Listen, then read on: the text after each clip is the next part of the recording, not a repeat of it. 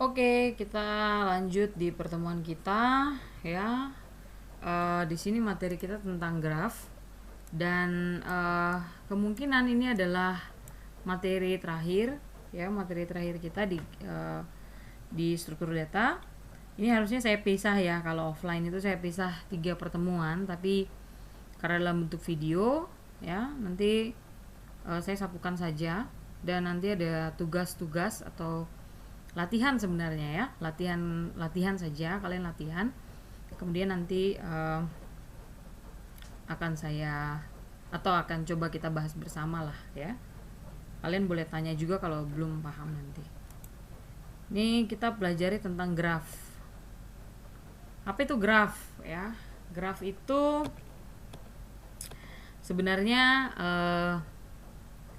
bentuk dari struktur data ya, bentuk dari struktur data dan bisa digunakan untuk berbagai hal ya. Kita menyelesaikan segala sesuatu ketika kita dapat menentukan objeknya, kemudian punya bobot ya, maka kita bisa menerapkan graf ya. Graf itu biasanya digunakan, ini saya maju sebentar ya, untuk penentuan jalur email yang mau dikirimkan melalui jaringan komputer, kemudian sistem informasi jalur penerbangan dan pengiriman barang ya, ada juga rekomendasi pertemanan dan berbagai pengaturan pada sosial media. Kalian mungkin pikir apa itu, bagaimana kan ya, nanti baru kita lihat lah ya, penentuan jalur distribusi, optimalisasi jalur distribusi dan lain-lain ya. Nah, di dalam struktur data graf ya, ada yang dikenal dengan vertex dan edge ya. Vertex itu adalah node-node-nya ya, node-node ya. Kalau kalian lihat di dalam bentuk graf seperti ini ya, sebenarnya graf sama nggak dengan tree atau pohon? Mirip sebenarnya ya, sebenarnya mirip ya, cuman logikanya sedikit berbeda ya. Kemudian edge itu adalah garis yang menghubungkan satu vertex dengan vertex yang lainnya. Jadi misalnya vertex 1 dengan vertex 3 ya, ada di situ garis yang sudah kita inisialisasi dengan nama edge 1 ya. Jadi vertex itu memiliki himpunan ya, himpunan vertex ada vertex 1 sampai 6 ya. Kemudian edge ya, ada edge 1 sampai 6, atau ya, di situ saya ada pakai atau. Kalau tidak ada namanya ya, kita bisa buat seperti yang di bawah ini ya. Jadi edge itu himpunan garis V1 ke V3 ya. Kemudian garis V2 ke V3, garis V3 ke V4, garis V3 ke V5, garis V4 ke V6, garis V5 ke V6 ya, kalau tidak ada nama edge-nya. Jadi itu adalah istilah yang paling utama di dalam struktur data graf ya, vertex dan edge ya. Berbagai aplikasi graf tadi saya sudah bahas. Nah, ada jenis graf dan berbagai istilah dalam graf ya. Nah, jenis graf yang pertama ada namanya graf tidak berarah. Jadi graf itu tidak ada arahnya ya. Jadi kalau ada garis tidak ada tanda panah atau tidak ada arah, itu disebut dengan graf tidak berarah. Terus ada graf berarah ya, ada juga graf berarah. Garisnya ada arahnya. Ada arahnya bolak-balik, ada satu arah ya. Pokoknya berarah lah, ada arahnya. Ya, kemudian ada namanya graf berbobot. Ya, di edge-nya itu dia memiliki bobot atau nilai ya. Ini yang biasanya nanti digunakan untuk optimalisasi ya. Kemudian ada namanya graf lengkap ya. Graf lengkap itu semua vertex terhubung satu dengan yang lainnya. Ada graf tidak lengkap. Graf tidak lengkap itu berarti ada satu vertex yang tidak terhubung dengan graf manapun ya. Kemudian ada yang disebut dengan lintasan atau path ya. Itu adalah deretan vertex yang dihubungkan oleh garis. Ya, jadi kalau lintasan itu misalnya V1, V2, V3. Ini disebut lintasan. Yang ini, ya, garis ini. Tidak ikut yang ini, ya. Kalau kalau kalau dia lintasan kedua itu bisa V1, V3, V2.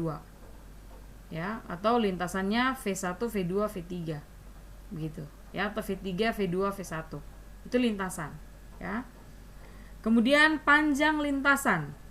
Untuk graf tidak berbobot, jumlah garis dalam lintasan itu diberi nilai 1. Ya, diberi nilai 1. Jadi panjang lintasan untuk graf yang tidak berbobot disebut atau diberi nilai 1. Jadi misalnya begini ya. Untuk graf tidak berarah ini, tidak berarah dan tidak berbobot, misalnya dia punya lintasan V1 ke V2, V2 ke V3, itu satu lintasan, ya. Berarti bobotnya berapa? 2. Karena garisnya ada 2. Ya. Kemudian kalau panjang lintasan berbobot, ya, itu jumlah bobot di dalam lintasannya. Misalnya, ya, untuk kita lihat contoh di graf berbobot ini, misal V1 ke V2, ya. V1 ke V2 punya bobot 10, V2 ke V3 punya bobot 15, ya. Berarti satu lintasan, kalau lintasannya V1 ke V2 kemudian ke V3, bobotnya 25, ya.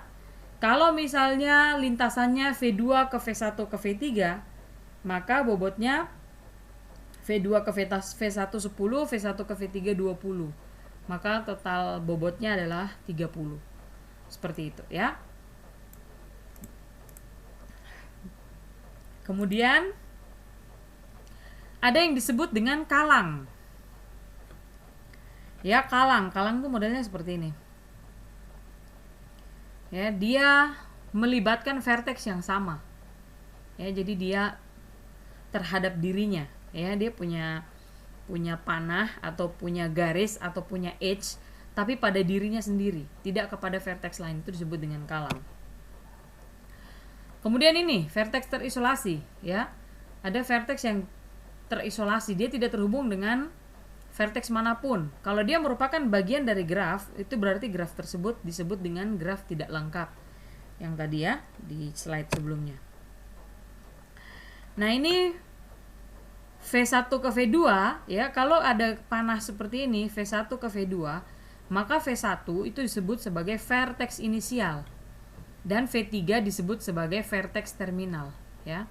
Maksudnya garis dari V1 ke V3. Ya.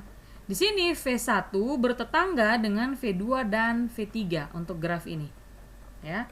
Jadi ada kok graf bertetangga, ya, grafnya juga bertetangga gitu ya. Jadi ada istilah-istilah di dalam graf, nanti ada istilah bertetangga, ya. Nah, kemudian ada graf, ada subgraf, ya. Nah, subgraf itu apa, ya? Subgraf itu dikatakan subgraf apabila himpunan vertex dan edge-nya itu merupakan bagian dari himpunan vertex dan edge dari suatu graf. Contoh seperti ini, ya. Ini grafnya V1, V2, V3. Ya, dia punya subgraf V1, V2, V3 seperti ini. Ya, kemudian V2, V1, V3.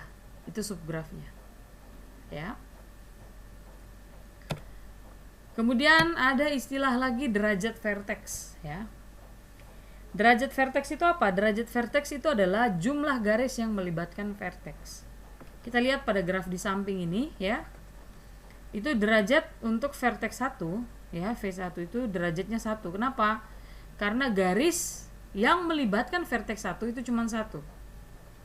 Ya, derajat vertex 2 juga sama, hanya 1. Derajat vertex 3 itu 3. Karena ada 3 garis yang terlibat dengan vertex 3. Ya, kemudian derajat vertex 4 itu sama dengan 1. Saya pikir gampang ya, mudah dimengerti lah ya. Nah, untuk menyatakan graf, ya, ada 2 metode, ya. Yang pertama dengan matriks bersebelahan, ya. Kemudian yang kedua dengan senarai bersebelahan. Ya, jadi vertex atau graf ini ketika kita mau proses, kita mau olah, ya, kita bisa buat dia dalam bentuk matriks. Ya, matriks ini kan nanti kalau kita buat di dalam program ya kita bisa menggunakan array ya, seperti itu. Jadi ada matriks bersebelahan seperti ini ya. Contoh kita punya graf modelnya seperti ini, ada V1 sampai V5 ya dengan garis yang seperti ini. Anda perhatikan ya. Nah, maka matriks bersebelahannya ya, matriks bersebelahan di sini array dimensi 2 dengan elemen-elemennya menyatakan ada tidaknya hubungan antar vertex. Ya. Kita lihat V1 ya. V1 terhadap V1. Kalau tidak ada ya, kalau tidak ada atau tidak terhubung, kita beri nilai 0. Tapi kalau dia terhubung, kita beri nilai 1. Ya. Vertex 1 terhadap vertex 1 kita kasih nilai 0 karena tidak berhubungan ya. Vertex 1 dengan vertex 2 ada hubungan 1. Vertex 1 terhadap vertex 3 ada. Ya. Vertex 1 dengan vertex 4 ada juga. Vertex 1 dengan vertex 5 tidak ada. Ya, kemudian vertex 2 dengan vertex 1 ada. Vertex 2 dengan vertex 2 tidak ada. Vertex 2 dengan vertex 3, vertex 2 ke vertex 3 ada ya. Vertex 2 ke vertex 4 tidak ada. 2 ke 5 tidak ada. Ya, demikian seterusnya sampai tabel matriks ini terpenuhi ya. Nanti Anda cek lah ya. Nah, seperti itu sampai vertex 5 ya. Itu cara menyatakan graf di dalam matriks bersebelahan. Nah, di dalam matriks, kalau kita sudah membuat matriks, kita bisa ada namanya melakukan proses penghapusan vertex ya. Penghapusan vertex. Ada juga penambahan vertex ya. Kalau penambahan vertex berarti kita tambah di sisi kanan ya. Di sisi kanan dari matriksnya ya. Misalnya vertex 6 kita tambah begini kolom ya, kita tambah juga barisnya vertex 6 ya, baru nanti kita lihat keterhubungannya dengan vertex-vertex lainnya. Sedangkan kalau untuk menghapus, contoh di sini yang merah ini kita hapus ya, kita hapus. Nah, untuk grafnya kita tinggal hapus baris dan kolom ya yang mengandung vertex 3. Ini kita hapus. Jadinya seperti di bawah ini grafnya ya, dan matriksnya seperti yang ini. Yang saya kasih back hijau ya. Untuk hijau di belakangnya. Oke. Hapus baris dan kolom yang terhubung dengan vertex. Sampai di sini saya harap paham ya, nggak terlalu susah kok. Mungkin terlihatnya aja susah. Kemudian matriks bersebelahan graf berarah. Tadi kan grafnya tidak berarah ya. Sekarang grafnya yang berarah. Nah, kalau berarah ya, salah satu sisi ya, atau salah satu bagian matriks, baris ataupun kolom, itu kita jadikan sebagai inisial. Jadi contoh gini, yang kiri ya, kita lihat vertex 1 ke vertex 1, tidak ada ya. Vertex 1 ke vertex 2. Vertex 1 ke vertex 2 ada arahnya nggak? Ada ya. Oke. Kemudian vertex 2 ke vertex 1 nggak ada ya. Vertex 2 ke vertex 1. Vertex 2 ke vertex 1 nggak ada ya. Kalau dia tidak berarah ada, tapi karena dia berarah ya dia harus lihat arahnya ya. Kalau dari vertex 2-nya tidak ada ke vertex 1, maka diberi nilai 0 ya. Kemudian vertex 1 ke vertex 3 ada, vertex 1 ke vertex 4 ya. Vertex 1 ke vertex 3. Jadi vertex 3 ke vertex 1 beda ya. Kalau tadi itu vertex 1 ke vertex 3. Vertex 1 ke vertex 3 kalau tadi di graf yang tidak berarah, di sini kita kasih nilai satu ya, tapi karena ini matriks bersebelahan graf berarah, jadi kita harus pilih salah satu baris ataupun kolom yang kita jadikan sebagai inisial ya. Kita anggaplah yang kolom yang kolom ini sebagai inisial ya. Maka kita identifikasinya seperti itu. Vertex 1, vertex 2 ke vertex 1. Gitu ya. Vertex 2 ke vertex 1 tidak ada. Tapi vertex 1 ke vertex 2 ada. Ya, seperti itu. Paham ya sampai di sini? Saya harap paham lah ya. Saya mau tanya juga nggak bisa dijawab ya. Pokoknya di sini ya, ini vertex 1. Jadi kita anggap ini arahnya ya. Vertex 1 ke vertex 2. Ya, bukan yang ini. Bukan yang ini. Ya, kalau tadi yang di tidak berarah tuh vertex 1 ke vertex 2, ini kita jawab juga nih yang posisi ini. Tapi di sini dibacanya adalah vertex 2 ke vertex 1. Jadi selalu inisial dimulai dari kolom kiri ini. Ya. Begitu seterusnya. Vertex 3 ke vertex 4. Kita lihat vertex 3 ke vertex 4 ada ya. Dia nggak baca sebaliknya, vertex 3 ke vertex 4 gitu. Dia nggak baca sebaliknya. Gitu ya. Oke, sampai di sini saya pikir sudah cukup ya. Nanti vertex sampai vertex 5 ya. Seperti itu. Jadi itu perbedaan dari matriks bersebelahan graf berarah dan graf tidak berarah ya. Nah,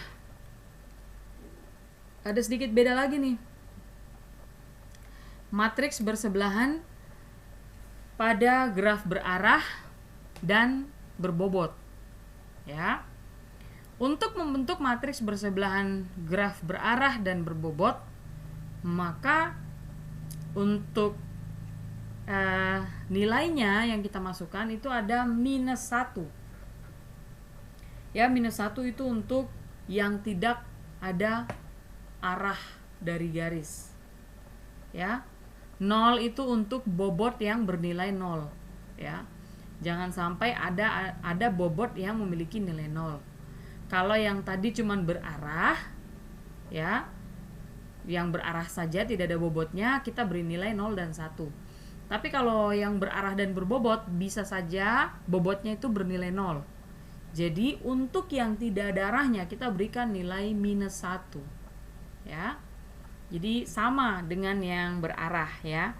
Kita buat di sebelah kiri ya, atau yang bagian kolom ini sebagai inisial. Jadi kita lihat gini. Vertex 1 ke vertex 1 tidak ada ya, -1. Vertex 1 ke vertex 2 nilainya 5 ya. Vertex 1 ke vertex 3 nilainya 2. Vertex 1 ke vertex 4 nilainya 8. Vertex 1 ke vertex 5 tidak ada hubungan, berarti -1. Vertex 2 ke vertex 1 tidak ada ya, -1. Vertex 2 ke vertex 2 tidak ada. Vertex 2 ke vertex 3 ya. Vertex 2 ke vertex 3 ada 3 ya. Vertex 2 ke vertex 4 tidak ada. 2 ke 5 juga tidak ada. Vertex 3 ya ke vertex 1 tidak ada, -1. Vertex 3 ke vertex 2 tidak ada juga, -1. Vertex 3 ke vertex 3 sendiri tidak ada. Vertex 3 ke vertex 4 ada 4. Vertex 3 ke vertex 5 ada 6 ya.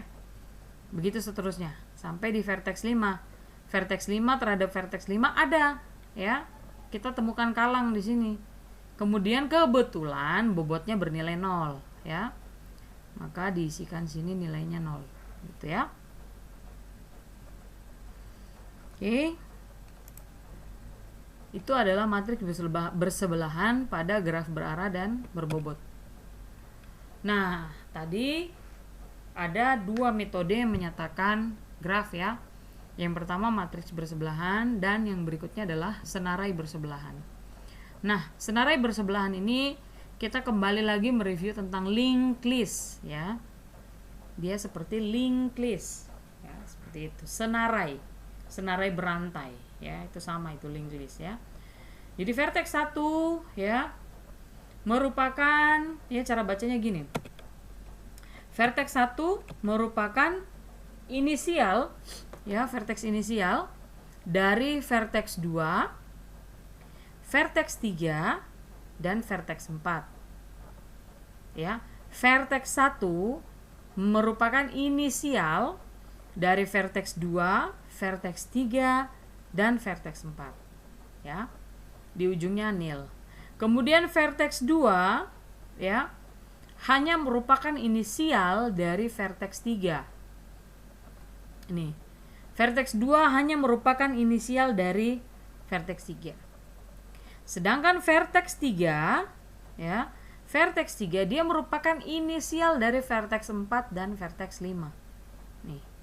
Ya. Vertex 4 tidak merupakan inisial dari siapapun.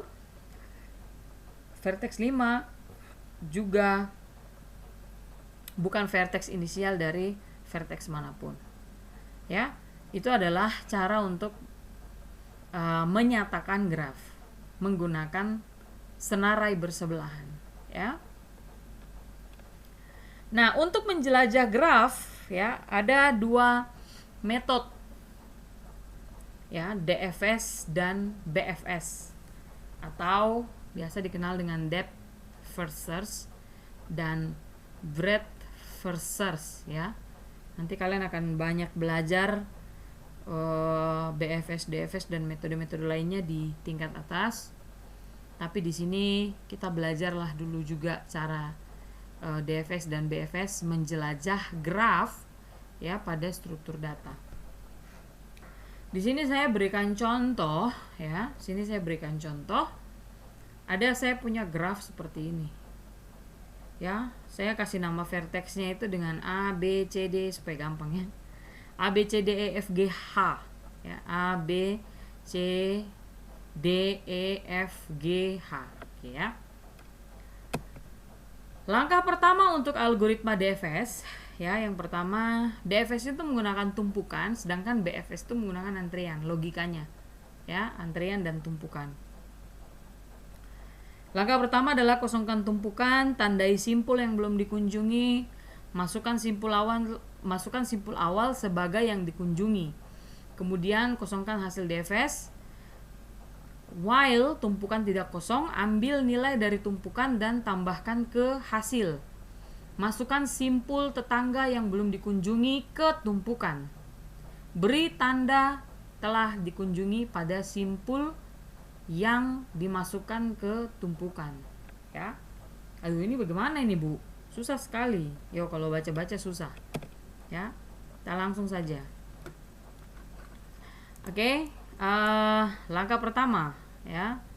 Langkah pertama tadi dari metode DFS itu, ya. Yang pertama, tumpukan dalam keadaan kosong, ya. Langkah pertamanya, tumpukan dalam keadaan kosong atau kosongkan tumpukan. Kemudian beri tanda pada yang belum dikunjungi. Saya di sini kasih tanda X, contohkan aja, ya, kasih tanda X. Ini ada grafnya, ini ada sampai H, ya. A, B, C, D, E, F, G, H. Ya. Kemudian gimana? Ya. Nah, simpul awal, ya, kalau kita lihat tadi, Anda nanti boleh rewind, ya, mundur ke belakang. Anda lihat langkah-langkahnya. Yang pertama, simpul awal dimasukkan ke dalam tumpukan, ya. Simpul awal dimasukkan ke dalam tumpukan, ya. Kemudian beri tanda sudah dikunjungi, ya. Setelah itu, ya, simpul awal tadi dikeluarkan, ya. Dikeluarkan atau diangkat untuk dimasukkan ke dalam hasil. Tapi, ya, dikunjungi dulu tetangganya si A, ya. Tetangganya si A itu dikunjungi, ya. Kunjungi tetangganya A, kemudian setelah dikunjungi dimasukkan ke dalam tumpukan. Jadi si A kita masukkan ke dalam hasil, ya. Tapi kita kunjungi dulu tetangganya A. Tetangganya A, kita lihat di graf ini apa? Tetangganya A, B. Kita masukkan ke dalam tumpukan B duluan, di bawah kan?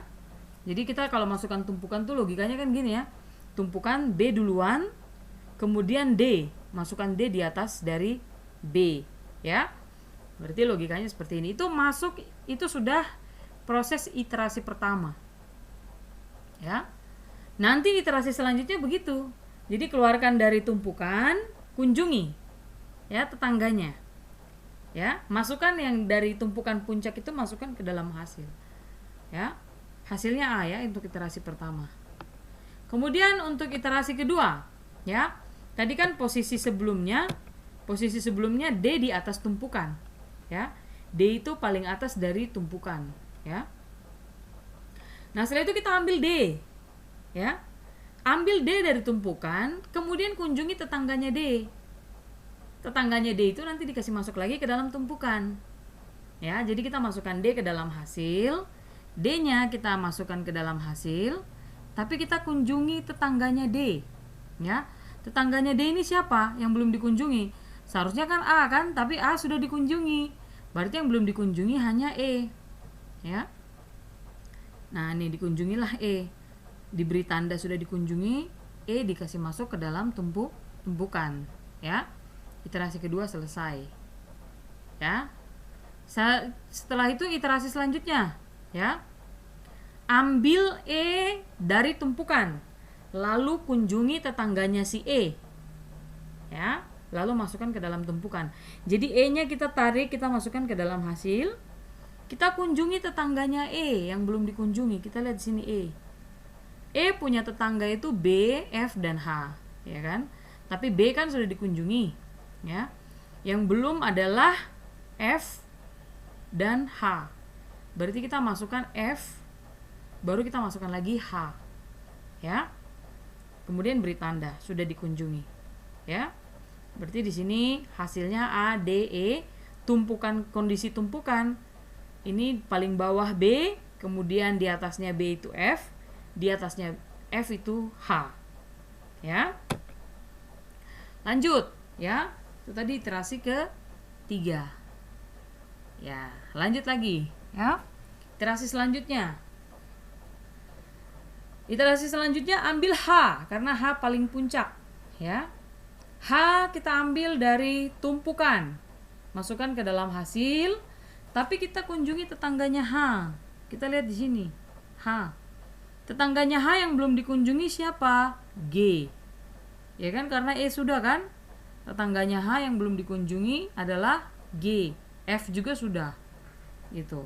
Jadi kita ambil G, masukkan dalam tumpukan. Hanya kita masukkan ke dalam hasil. Ya kan, ini iterasi keempat. Begitu seterusnya, G kita ambil lagi dari tumpukan. Ya, masukkan lagi ke hasil. Tapi kunjungi tetangganya G yang belum dikunjungi. Tetangganya G yang belum dikunjungi siapa? Tinggal C.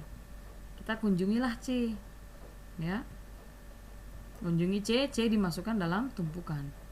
Itu adalah iterasi ke-5. Nah, kemudian iterasi ke-6, 7 dan 8 karena semua sudah dikunjungi, kita tinggal ambil dari tumpukan saja, ya.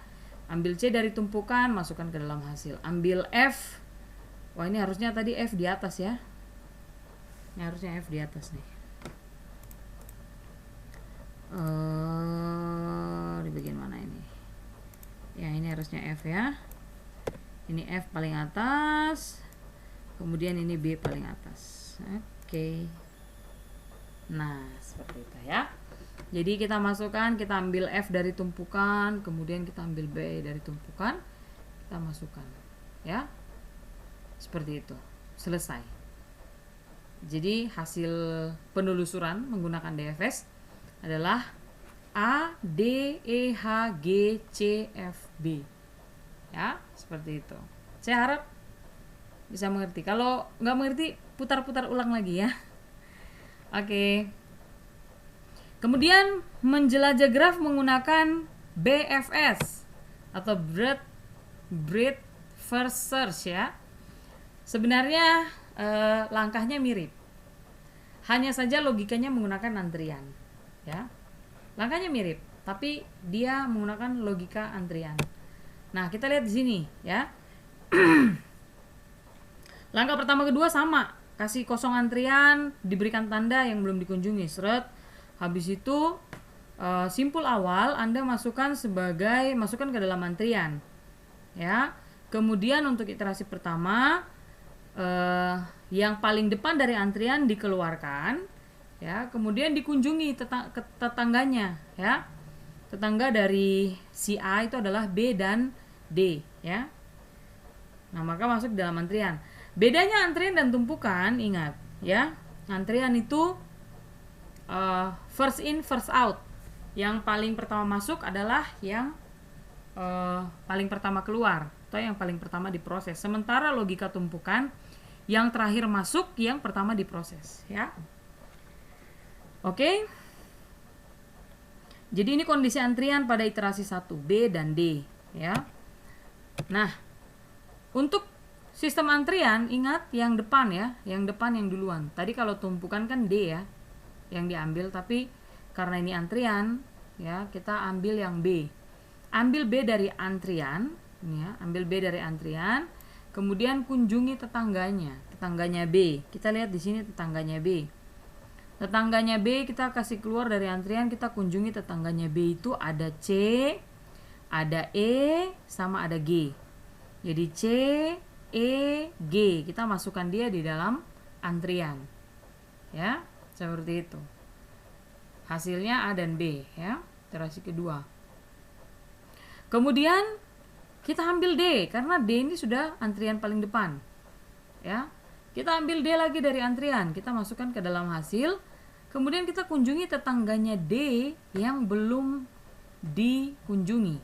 Coba kita lihat tetangganya D yang belum dikunjungi. Ada? Nggak ada. E sudah dikunjungi, kemudian A juga sudah dikunjungi. Berarti dia cuma masuk saja. Ya, dia cuma masuk aja ke sini. Ya, karena semua tetangganya sudah dikunjungi. Ya, itu iterasi ke-3. Ya, jadi kondisi antriannya gini, C, E, G. Tidak ada antrian baru.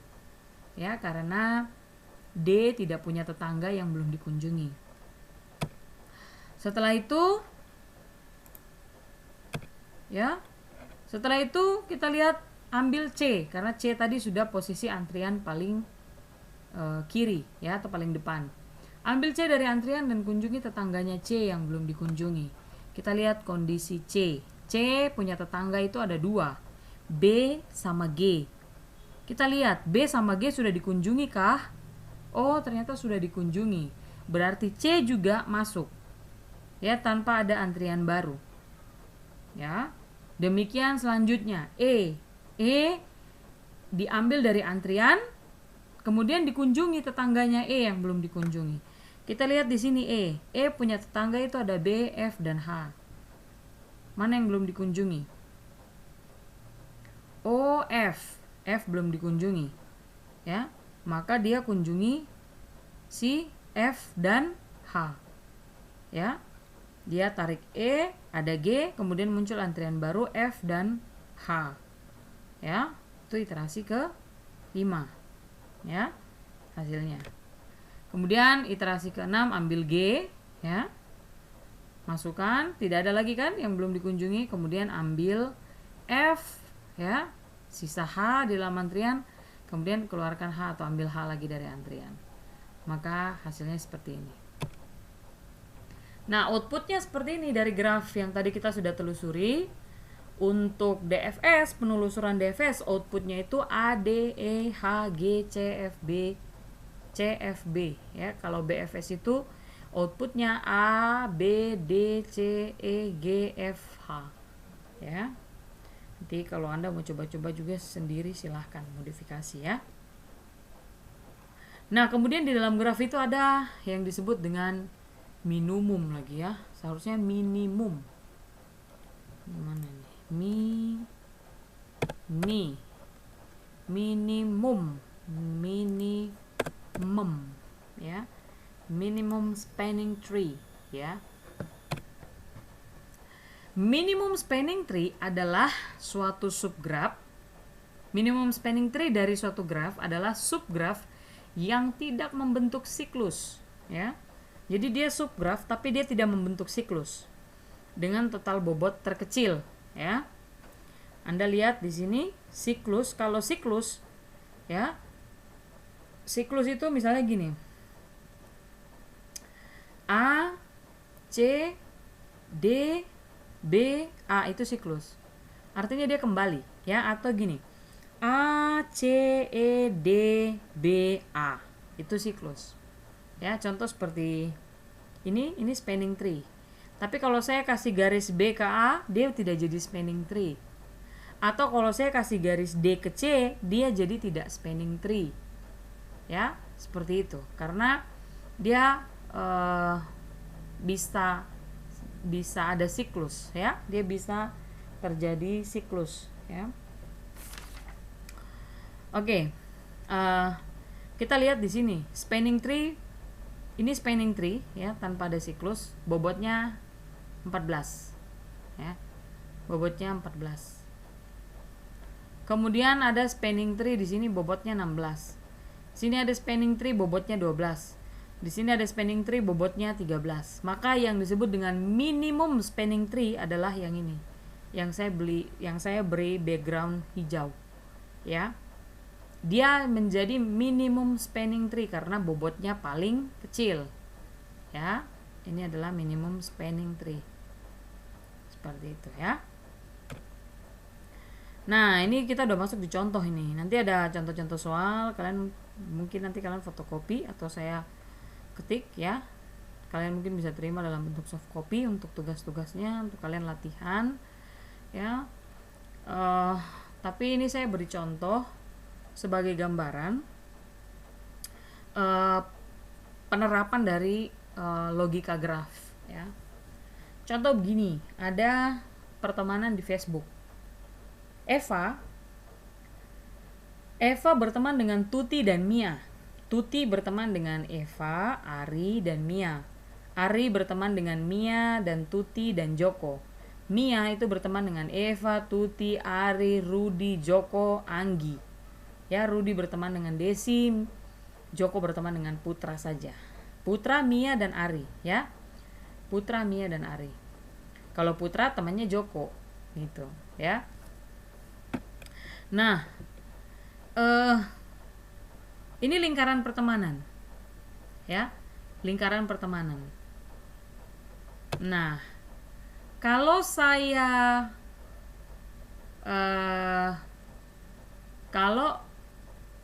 dan Tuti, ya, saya dan Tuti atau Eva dan Tuti, ya, akan diberi rekomendasi pertemanan dari Facebook, ya. Eva dan Tuti sama-sama berteman dengan Mia, ya. Eva dan Tuti sama-sama berteman dengan Mia, dan kami bisa mendapatkan rekomendasi pertemanan yang sama, yaitu Rudi, Joko, dan Anggi. Karena dia berteman dengan Mia, maka Facebook akan memberikan rekomendasi kepada Eva dan Tuti, ya. Kamu silakan nih berteman dengan Rudi, Joko, dan Anggi karena dia berteman dengan Mia, ya. Kalau Joko saja, ya, dia bisa direkomendasikan ke Tuti, ya. Kalau dalam kasus ini dia bisa direkomendasikan ke Tuti, bahkan lebih direkomendasikan. Kenapa? Karena Joko itu berteman dengan 2 temannya Tuti, gitu, ya. Sampai sini paham, ya? Jadi kan biasa kita terima rekomendasi 2 pertemanan yang sama, atau Anda memiliki 5 teman yang sama, begitu, ya. Maka direkomendasikan oleh Facebook ke kita, ya, sebagai pengguna Facebook. Nah, kalau Ari, ya, dia akan diberi rekomendasi oleh Facebook adalah Rudi dan Putra. Kenapa? Karena Rudi dan Putra berteman dengan kedua temannya, yaitu Mia dan Joko. Sebenarnya Ari juga akan diberi rekomendasi saya, Eva, ya. Eva. Kenapa? Karena Eva itu berteman dengan 2 temannya Ari, ya, yaitu Tuti dan Mia. Maka saya akan lebih direkomendasikan kepada si Ari, ya. Contohnya seperti itu, ya. Kemudian contoh kedua penerapan graf, ya. Contoh kedua, penerapan graf. Ini panah bolak-balik ya. Panah bolak-balik artinya ini contohnya tiket ya, bobot. Bobot itu harga tiket gitu ya. Kamu bilang begini, ibu ini mana mungkin tiket segini, ya siapa tahu besok tiket bisa semurah ini. Itu berdoa saja tuh, siapa tahu Yaro lagi gitu ya. Jadi Merauke ke Jayapura 400, Wamena ke Jayapura 300. Ini kalau tiket murah begini nih, saya yakin kamu sudah hilang-hilang kapan ya. Kemudian Jayapura ke Biak 300, Jayapura Timika 300, Biak Jakarta 600. Ini orang-orang Biak langsung ke Jakarta semua, dan orang Timika. Timika Jakarta 500. Jayapura Jakarta ini masih susah, 1.500.000, masih mahal ya. Jayapura Makassar 800, Makassar Jakarta 300 gitu ya. Nah, kasus-kasus seperti ini bisa digunakan. Jadi yang disebut dengan edge ya, itu adalah garis yang menghubungkan ya. Dia punya bobot. Bobot itu bisa berupa harga, bisa berupa, kalau dalam penerapan distribusi barang itu bisa harga juga. Tapi kalau misalnya dia menggunakan jalur darat, itu bisa jaraknya ya, bisa menggunakan jarak, dan juga bisa menggunakan bahan bakar. Jadi contoh misalnya begini, dari AB Pura kita mau, jangan dari AB Pura lah, dari Waena lah ya. Dari Waena kita mau mengantar barang ke mana? Ke lapangan Mandala lah. Lapangan Mandala Jayapura. Ada 3 jalur. Ya kan? Jalur pertama itu dari Waena kita lewat jalan utama. Ya kan? Lewat jalan utama dari Skyland ke Entrop, naik ke Polimak, ya kan? Turun ke kota. Dari kota kan sudah 1 jalur ke sana. Jalur kedua lewat gunung, ya kan? Lewat gunung-gunung. Jalur ketiga lewat ring road, ya. Jalur ketiga lewat ring road. Nah, kita bisa hitung di situ kilometernya, ya, kilometernya. Tapi bisa juga kita menggunakan bobotnya itu bukan kilometer, tapi bahan bakar. Kalau lewat gunung kan pasti mungkin bahan bakarnya lebih banyak ya, karena mungkin gas terlalu banyak kah, saya juga tidak tahu bagaimana caranya itu ya. Terus kalau lewat ring road memang dia datar-datar, tapi dari sisi waktu ya bisa juga dijadikan bobot, kemacetan dan lain-lain. Kemudian nanti menjadi pertimbangan-pertimbangan ya. Itu berbagai contoh kasus yang bisa Anda selesaikan menggunakan struktur data graf ya, dan berbagai metode-metode penyelesaiannya ya. Nah, di sini ada pertanyaan, jika Mince mau ke Jakarta dari Wamena, mana lintasan termurah? Nanti Anda lihat-lihatlah, cari-carilah ya toh. Dia lintasan termurahnya lewat mana? Dia dari Wamena ke Jayapura ke Biak dulu baru ke Jakarta, atau dari Wamena ke Jayapura ke Timika dulu baru ke Jakarta, atau dari Wamena Jayapura langsung Jakarta gitu ya. Tapi kalau kita hitung waktu bagaimana, kan gitu kan? Ini masih hitung biaya. Ini anggaplah ongkos tiket, ya kan? Efisiensi biaya bisa kita hitung, efisiensi waktu juga bisa kita hitung. Kalau efisiensi waktu ya tinggal kita hitung durasi terbangnya berapa lama gitu ya. Kemudian misalnya contoh gini, saya kasih contoh lah Ibu Marla ya, kasus tiap tahun ya. Beliau itu tiap akhir tahun pasti pulang ke Ambon. Nah, ke Ambon itu ada 2 jalur, satu lewat Makassar, satunya lagi lewat Sorong ya. Yang lewat Sorong itu kalau saya tidak salah tuh bermalam, 1 malam. Kalau lewat Makassar ada yang langsung, tapi waktu tunggunya tipis, jadi takut ketinggalan pesawat. Jadi biasanya beliau mengambil yang tunggu beberapa jam begitu ya. Nah, jadi seperti itu ya, dia memilih ya, memang secara logika dia memilih, tapi bisa kita selesaikan dengan graf. Tinggal kita petakan saja jalurnya ya kan, harga pesawatnya, waktu tunggunya ya, seperti itu. Jadi kita bisa membuat keputusan mana jalur yang lebih efisien. Ya, oke, saya pikir cukup ya. Itu seluruh materi kita. Jadi materi kita berakhir di graf. Ya, di graf ini harusnya saya pisah-pisah gitu ya. Jadi minimum spanning tree dan logikanya dan seterusnya. Tapi saya satukan aja lah ya, biar cepat-cepat. Ya, saya pikir juga saya jelaskan begini, mungkin Anda bisa mengerti. Kalau kurang mengerti diputar balik. Kalau tidak mengerti lagi, silakan Anda bisa rekam kah, ya toh, tanya apa yang mau ditanyakan, kemudian titip di asisten.